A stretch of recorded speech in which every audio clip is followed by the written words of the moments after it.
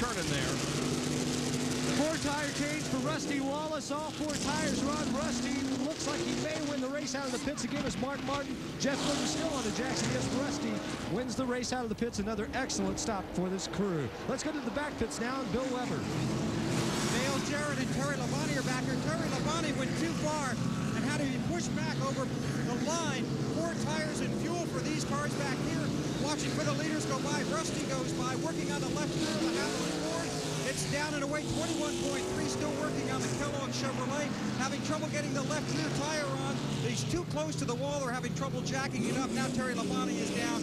And once again, he'll have to fight his way through the field. They drop the air pressure on the left side tires of the Haviland Ford by 1 pound. And over here on the front stretch is John Andretti. John? Looks like damage on the right front as they try to pull the sheet metal away. They're changing right side tires now and trying to pull the sheet metal away, telling John to go on. They'll come back around, then they'll change the left side tires. But you guys out on the outside of the track might be able to get a better look. But John has told Tim Brewer's crew chief he doesn't think there's any damage other than sheet metal damage. But there sure is on the 21 car. I think you're right. I don't think there's any serious damage on the 37. But Morgan Shepherd had a car almost in the cockpit with him. Yeah, and Morgan had got through the wreck, basically. He was going to be okay until Craven came along. This ought to be good. And let's listen.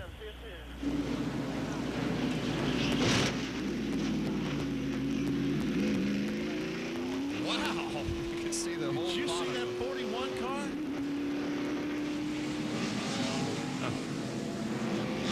The radio still works because we heard the spotter saying, go high, go high. And he was going to be okay. He was Here's going to be another okay shot. up there if he hadn't got hit in the rear. 37 gets a little high. Musgrave thought about going under, and the 12 car touches the 16, and both those cars spin. And it starts from there. Musgrave really getting more damage than Andretti in that particular portion of the crash. But we got a lot of angles of this, and we'll take a look at it from our robotic camera on turn 2.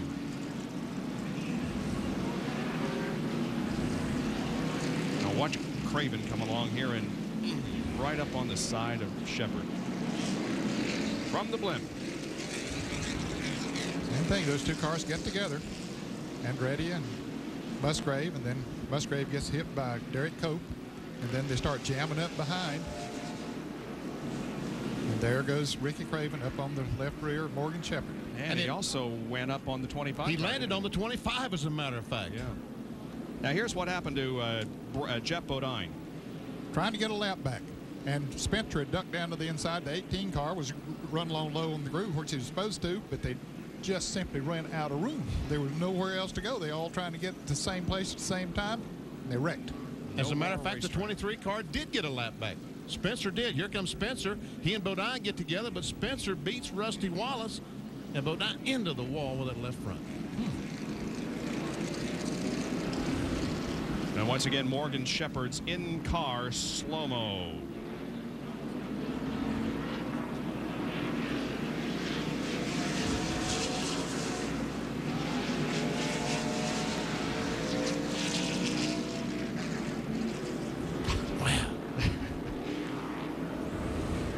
Can you imagine what Schrader said? Now, what was that? Okay, well, let's take a look from Schrader's car. He'll be behind him, of course.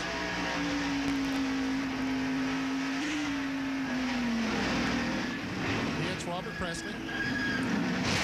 Morgan hits Schrader. Now from Ted Musgrave.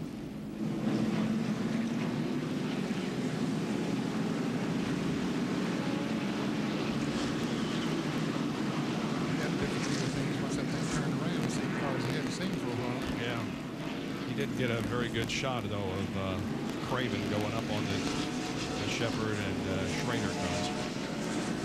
They're adjusting on the panhard bar, trying to run it down. Well, John Andretti is back out there. However, Ted Musgrave is still in for adjustments on the Family Channel car. We'll be right back. Rusty Wallace still leads the Food City 500 NASCAR Winston Cup race from Bristol International Raceway in Tennessee. Mark Martin running second, and Jeff Gordon is third, with Dale Jarrett fourth and Sterling Marlin in fifth spot. Of course, Dale Earnhardt, who's right behind the leader, was back when we went green. And Jerry is with Ricky Craven. Ricky, you took a wild ride out there. What happened? You know, we tried to stop when they piled up here in two. Busted a brake line, and then, you know, kind of scooped in.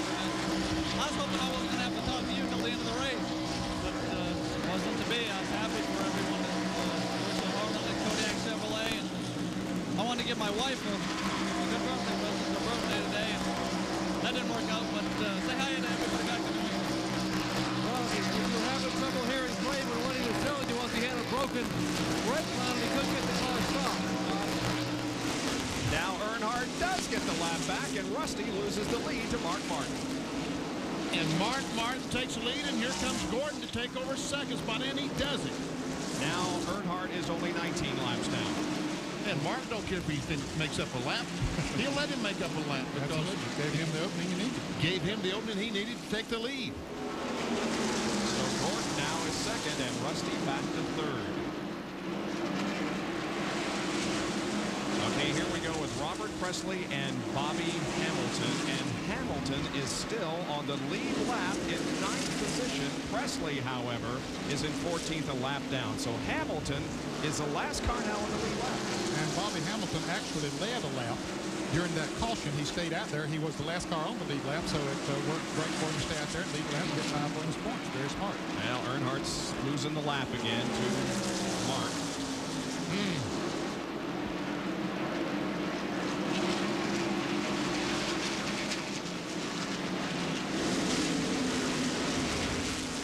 Rusty said, you do that.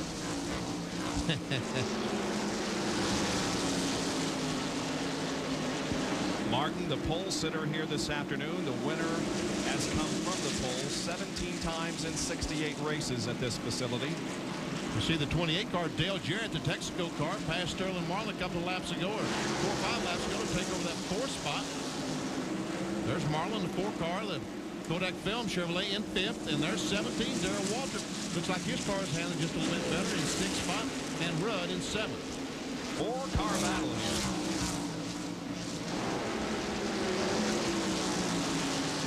Martin checked out after he got around Earnhardt.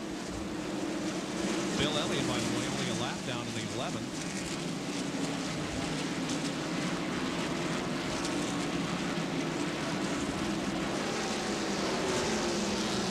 McDonald's Ford. And that's Steve Grissom right behind Bill. And Steve is 2 laps down. 17. There are 5 cars, 6 cars that are 1 lap down. 9 cars in the lead lap, and then 10th through 15th are 1 lap down.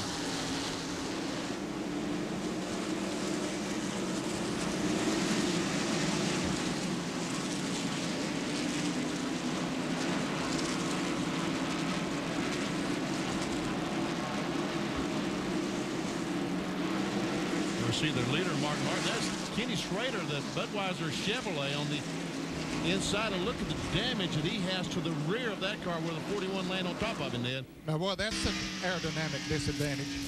Can you imagine the downforce that he has back there now, or maybe the lack of it? The lack of it, I think. That's right, yeah. Because the air is just not hitting the spoiler now.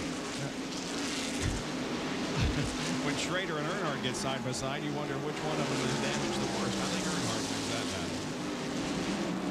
Well, but his car will run faster right now than Schrader's will. Yeah. Here comes Jarrett and Marlin to the high side of Schrader. We can see that Schrader's car is really slow from his damage. Jeff Bodine back on the racetrack. Darrell Walter makes a little contact with Schrader as he goes by. White smoke, little puff of white smoke.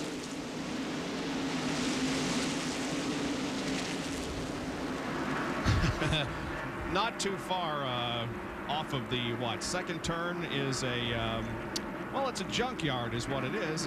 Salvage yard. Yeah, okay, all right. Car salvage yard. Yeah. Some politically correct terminology here. Anyway, all the restaurants around Charlotte love this kind of race because they get all kinds of sheet metal to hang up in their restaurant. hey, here's some downforce. This is, of course, looking out the back of Schrader's car. Man, that's the nasty. air doesn't know where to go there, does it? That is really nasty.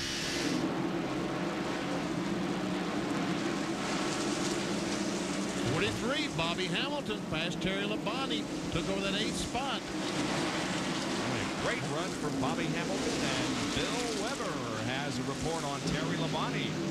But Terry went back out, complained the car is very loose. He's starting to drift very high in 3 and 4, and for the first time today on the track is starting to go backwards. He's radioed his crew. He believes one of his rear jack bolts is backing itself out, so every time they crank wedge into it, it's cranking itself back out as he makes laps here at Bristol.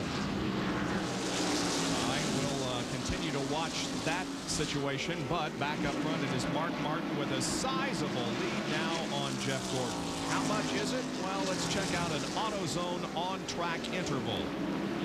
Now from laps 373 to 377, it went from a half second to a 1.1 second interval between Martin and Gordon.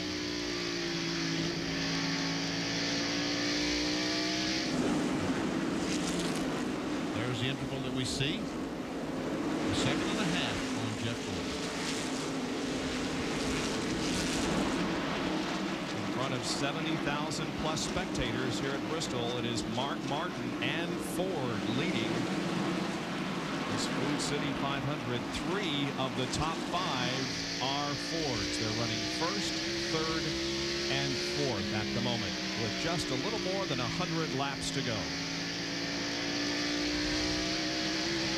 The Chevrolet's running 2nd and 5th, and the Pontiac of Bobby Hamilton as fast as any of those cars, I think, if he could get in the right situation. Yep, he is in 8th, of course.